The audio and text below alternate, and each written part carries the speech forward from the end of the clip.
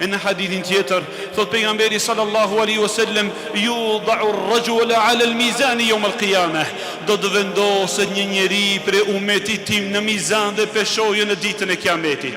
Dhe do të vendosen veprat e tij në anën tjetër, kur ja që veprat e këqija do të rëndojnë. Pasi do ta marrin melekët për të ta gjujt në zjarr të xhehenemit, Allahu na ruajt.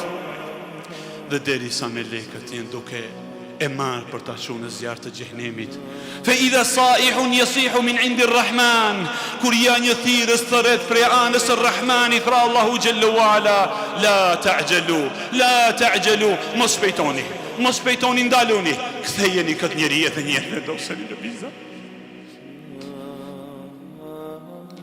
Ndaluni, se ky njeri e ka bërë një vepër të mirë.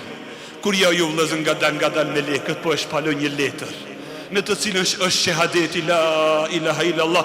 Lum për ju o umeti shahadetit, lum për ju që e shqiptoni shahadeti la ilaha illallah.